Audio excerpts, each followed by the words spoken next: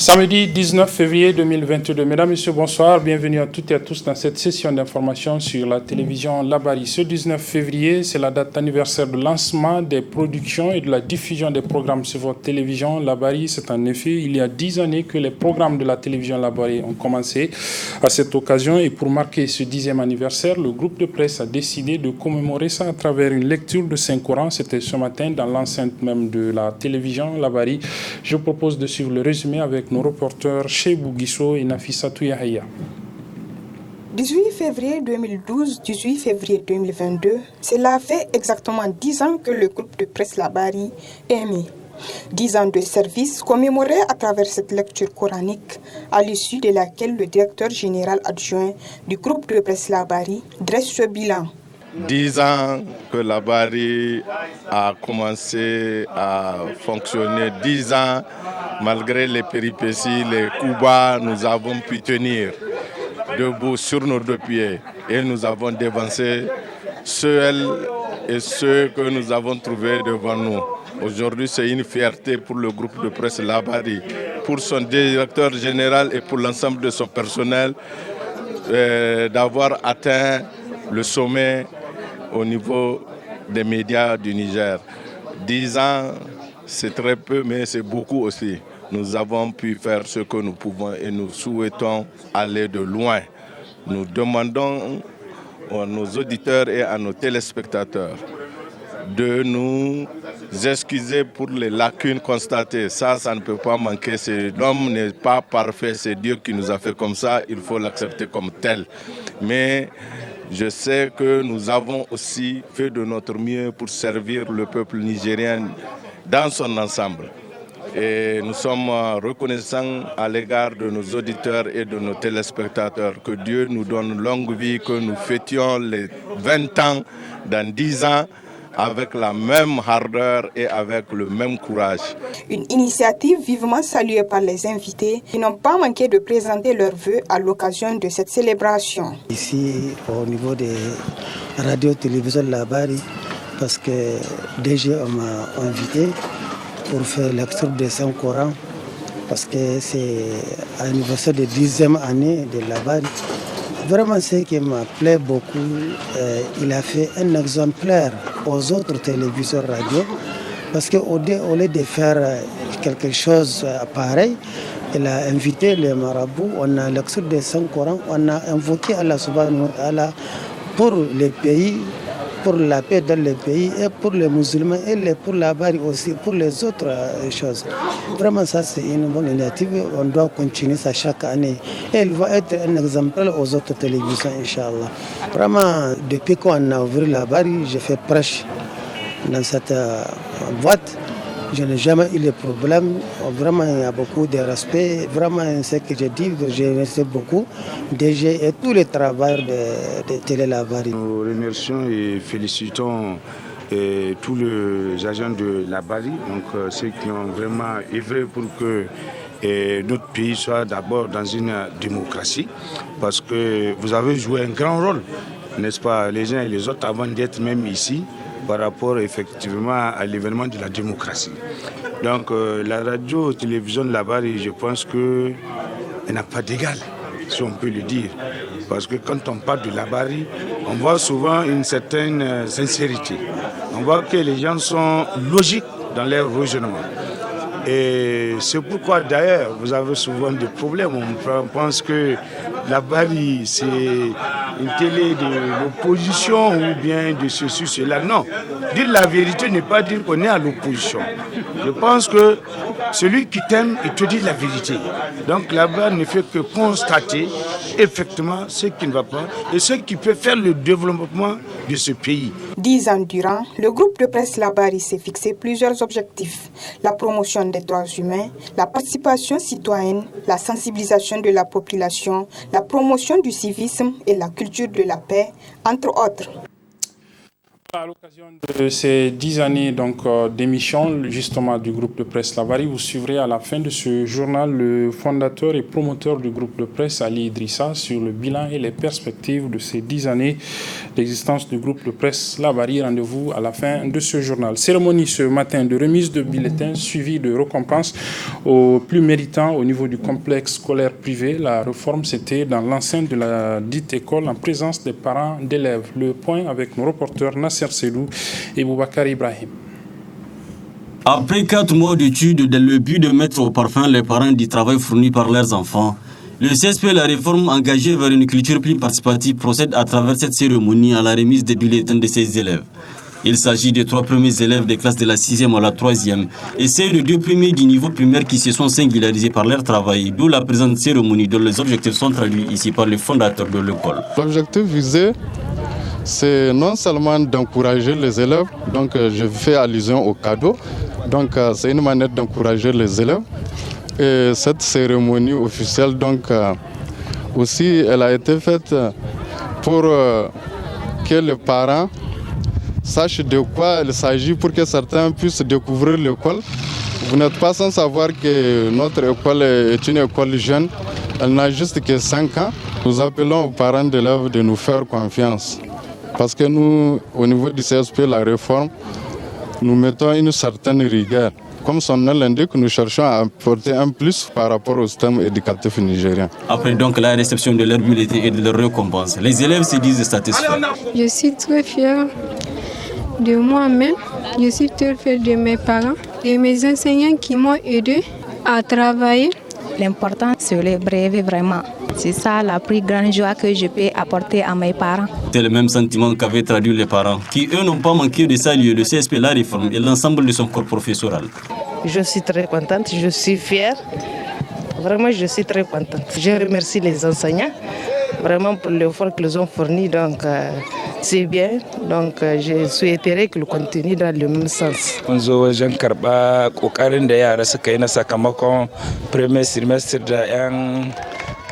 Nous sommes là pour la réception des bulletins de nos enfants. C'est du collège et du primaire. Et grâce à Dieu, ils ont travaillé. Mais il convient que le redouble d'efforts.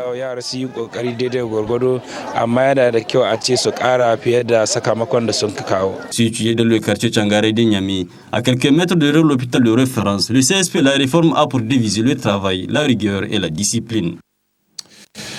Sport à présent, la Ligue équestre de Niamey était en assemblée générale extraordinaire ce matin au centre des échanges, l'élection des postes à pourvoir dans le bureau exécutif de la dite Ligue. Le résumé de l'ouverture de ces assises avec nos reporters Aboubakar Souley et Ibrahim Abdou Tikire. Cette assemblée générale extraordinaire de la Ligue équestre de Niamey intervient après la démission de plusieurs membres du bureau. Conséquence, le président a, conformément au statut, convoqué une assemblée générale extraordinaire pour l'élection des membres au poste vacant. Une élection qui s'est déroulée dans le calme et la transparence en présence d'un huissier de justice. Au terme du processus, les nouveaux membres élus ont complété l'équipe du président Mohamed Alassane. Déjà, nous sommes animés par une passion et nous sommes là pour ça. Heureusement, voulons les choses, nous prenons les commandes de la Ligue. Donc nous allons animer notre passion avec tous les élèves, tout l'ensemble des élèves. Nous allons essayer d'animer notre ligue. C'est les gens qui sont passionnés. Donc nous sommes animés par cette passion et nous allons prendre toutes les dispositions nécessaires pour faire vivre notre passion. Présents aux travaux, les anciens éleveurs ont appelé la nouvelle équipe à la sérénité.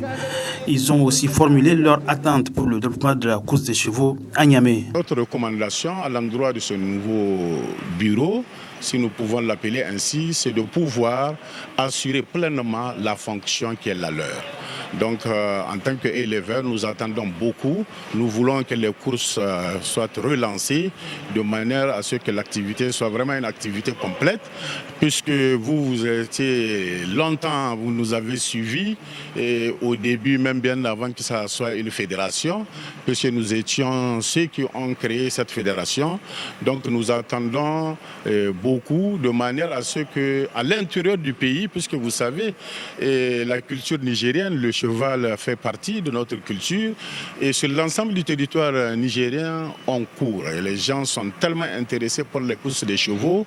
Et quand vous avez à l'intérieur du pays un paysan, s'il dispose d'un cheval qui est bon, tout de suite il a des acquéreurs. Donc quoi qu'on dise, ça contribue. Et ici, sur l'hippodrome de Niamey, vous avez vu, il y a plusieurs écuries. Donc, il y a des gens qui sont engagés pour travailler. Et en somme, nous participons également à l'économie du pays.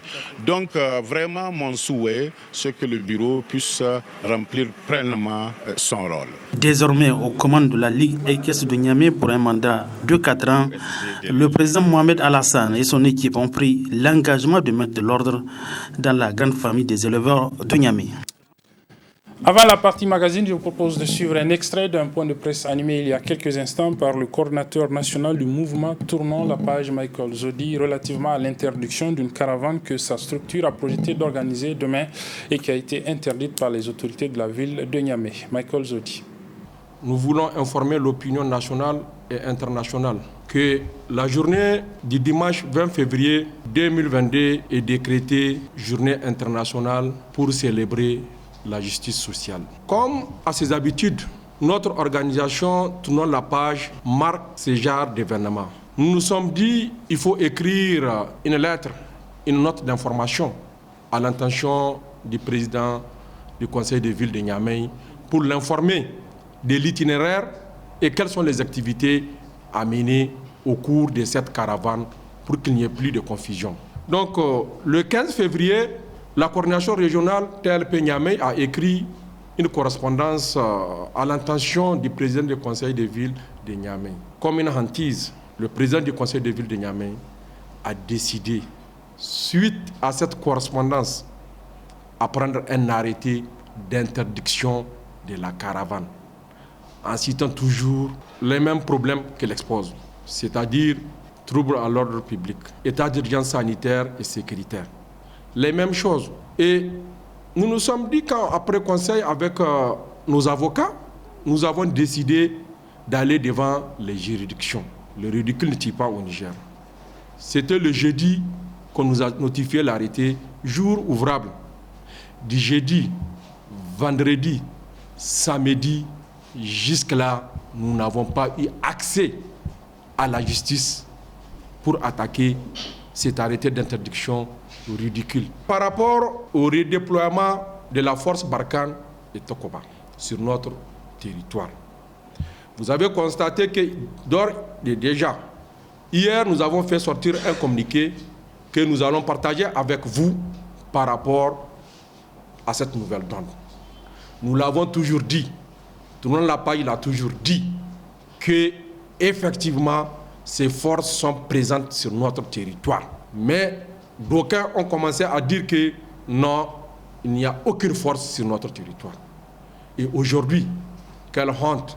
Nos autorités étaient incapables de nous informer qu'effectivement, il y a un redoublement de ces forces-là sur notre territoire parce qu'ils ont été chassés du côté du Mali. Nous saluons le courage des Maliens, des autorités maliennes par rapport à cette situation parce qu'ils sont en train de reconquérir leur dignité. Vous avez constaté qu'un bon nombre de nos concitoyens, l'opinion nationale et internationale, ce n'étaient pas nos autorités qui nous ont regardés en face pour nous informer que ces forces seront redéployées. C'est lors d'une conférence de presse que le président Macron, qui estime qu'il est en territoire conquis, dans une petite phrase, nous informa qu'avec l'accord du président de la République, Bazoum Mohamed, ils ont décidé de redéployer ces forces sur notre territoire. Et effectivement, nous l'avons toujours dit, certains valets locaux sont en train d'être utilisés pour que l'Afrique soit soumise au diktat de l'impérialisme. Mais nous allons dire non. D'ailleurs, le ministre des Affaires étrangères du Niger, le sieur Hassim Massoudou, s'est égayé de dire qu'ils ne sont pas obligés de passer par l'Assemblée pour ces accords. Mais que cela n'en tienne, ils vont venir au niveau de l'Assemblée. Nous le savons, parce que cet accord va passer comme une lettre à la poste, parce que nous avons des députés téléguidés qui ne répondent pas au peuple, aux aspirations du peuple.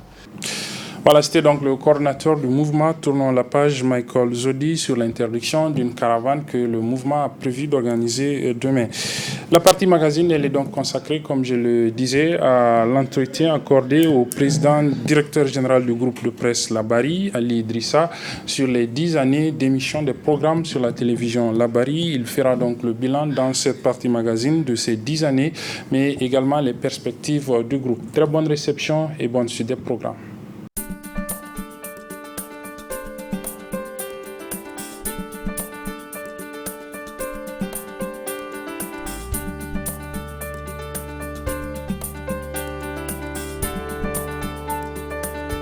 Je pense que s'il faut dire que faire un bilan ici, nous allions prendre toute la journée. Nous ne pouvions que parler peut-être de notre contribution dans le cadre de l'enrichissement de la démocratie et surtout de la bonne gouvernance. C'est parce que je crois que c'est le credo que Labari a choisi pour pouvoir exister dans le paysage médiatique nigérien. Et nous avions aussi voulu être un groupe de presse de proximité, c'est-à-dire faire en sorte que ça soit accessible à tous. Je crois que c'est même l'esprit de la création de Labari. Au début, c'était vraiment une radio et une télévision associative que nous avions voulu faire. Mais dans le cadre des démarches, on s'est retrouvé à nous dire que c'est quand même les mêmes formalités qu'il faut pouvoir faire pour pouvoir obtenir une autorisation. En temps, donc, nous avions pu faire un groupe de presse indépendant, privé, qui se donne pour vocation donc d'être vraiment la voix des sans-voix, être beaucoup plus proche des citoyens qui n'ont pas des fois toujours l'occasion d'être vus et entendus à la télévision ou bien à la radio. Donc c'était cette vocation que nous avions pu choisir. Et aujourd'hui, en 10 ans, je crois que si on doit revenir sur les péripéties qui ont caractérisé l'existence de Labari, peut-être ce que nous avions vécu en termes d'oppression, en termes d'expérience, en termes d'événements, on a l'impression qu'on a même dépassé les 100 ans. Je ne vais pas ici rentrer pour rappeler tous les souvenirs mauvais. Et il y a eu aussi du bon. Nous avions partagé avec un personnel dynamique, jeune, volontaire, toutes ces 10 années dans l'harmonie, la symbiose, et aujourd'hui on est carrément devenu une famille. Et je crois que c'est ce qu'il faut pouvoir relever.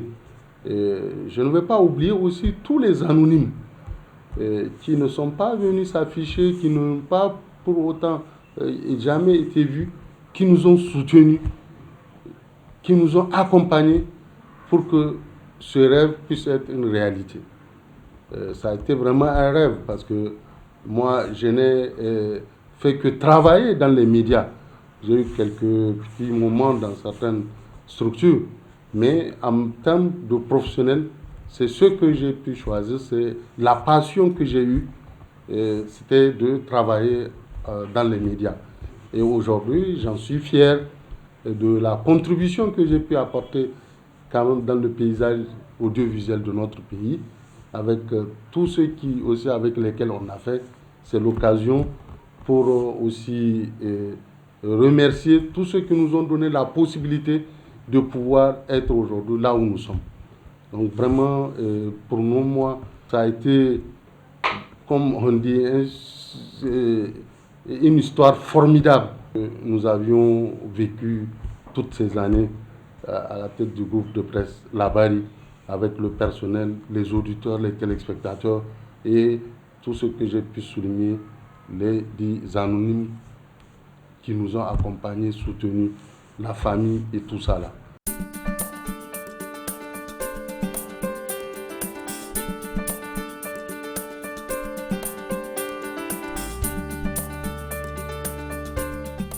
Le défi, c'est d'abord un défi pour l'amélioration du cadre de travail et de vie du personnel. Je crois que c'est l'objectif aussi de tout promoteur de tout chef d'entreprise. Mettre quand même ceux qui font en sorte que l'entreprise puisse exister, puisse prospérer, les mettre dans les conditions pour pouvoir continuer ce travail. Et aussi être à l'écoute des auditeurs et des téléspectateurs. Si aujourd'hui nous sommes là, c'est grâce à ces auditeurs et ces téléspectateurs qui écoutent et qui regardent ce que nous arrivons à leur proposer comme médias. Donc, c'est vraiment notre objectif. Et vous avez bien vu, on s'est déroulé sur les réseaux sociaux où on a quand même aussi pris une place assez importante pour pouvoir satisfaire. Parce qu'aujourd'hui, à l'ère des réseaux sociaux, c'est carrément un moyen pour aussi toucher plus de monde. Et je me dis que nous allions aussi continuer cela pour aussi être plus proches des Nigériens, et que ce soit de la diaspora, que ce soit ceux qui sont déjà sur le plan national. Nous sommes un peu reçus un peu partout au Niger, et aussi la diaspora qui a accès à nous par les réseaux sociaux. Nous continuerons donc ce travail pour pouvoir faire en sorte que les émissions et les programmes du groupe de presse Labari soient aussi accessibles à tous. Et aussi, moi je pense que c'est aussi un ensemble. Et les journalistes et les hommes des médias doivent vivre de leur métier. Aujourd'hui, c'est vrai que le débat, c'est sur la convention collective. Nous, en tant que promoteurs, là je peux parler au nom de tous les promoteurs, notre vocation est de faire plus. Mais il faut aussi qu'on comprenne que dans la situation actuelle, les défis actuels que les promoteurs vivent ne permettent pas de pouvoir faire cela. On a eu le temps de largement revenir sur un minimum. Comment est-ce qu'on peut comprendre qu'il y ait des chaînes aujourd'hui sur le plan national qui n'ont pas accès au marché publicitaire des sociétés d'État, qui n'ont pas accès au marché publicitaire de l'État par rapport à leur ligne éditoriale? Comment est-ce qu'on peut aussi, dans un pays où on dit, on prône la bonne gouvernance, on puisse dire qu'un média est traité comme une société qui vend de l'or, comme une société qui exploite l'uranium, que nous soyons sous le même régime fiscal? Donc pour nous, tant qu'on veut promouvoir la démocratie et aussi la presse audiovisuelle et même écrite, il faut un régime préférentiel en matière d'impôts qui existe dans certains pays. Par rapport au fonds d'aide, je crois qu'on ne peut pas, pendant qu'il y avait 5 à 6 médias, qu'on garde la même enveloppe pendant 10 ans et penser qu'on va aider, on est en train d'aider la presse. Donc voilà des situations qui permettront aux chaînes de pouvoir améliorer leurs revenus, de pouvoir faire en sorte que aussi ce personnel puisse être mis dans les conditions de travail. Je pense que c'est des choses qui existent dans certains pays. Si tant est que le Niger ou bien les autorités se disent soucieux pour la mise en œuvre de la convention collective, je crois que c'est par là-bas qu'ils doivent commencer. Mais il ne faut pas amener ces chaînes à disparaître en voulant leur imposer des choses, sachant bien que les gens ne pourront pas respecter leurs engagements.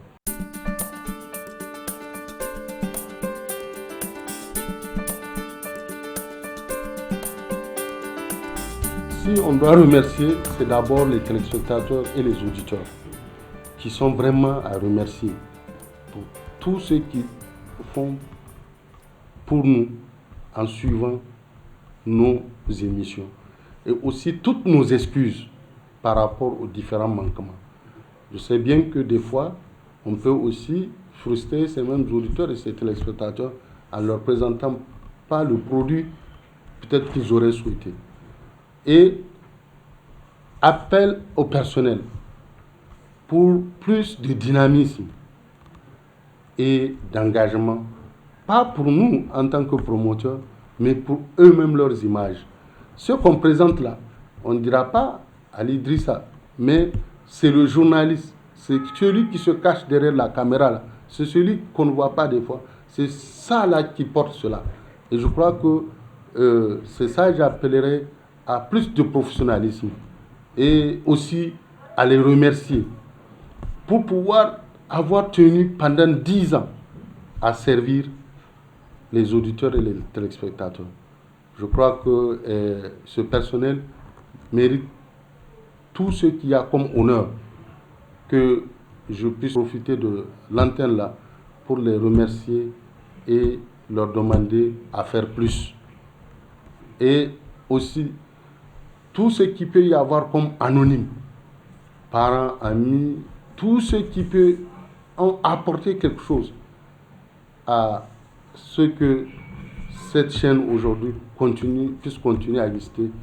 Nous ne pourrions que les en remercier et leur demander encore de continuer à nous accompagner. Je crois qu'en ces 10 ans aussi, nous avions perdu en chemin des membres du personnel de cette boîte.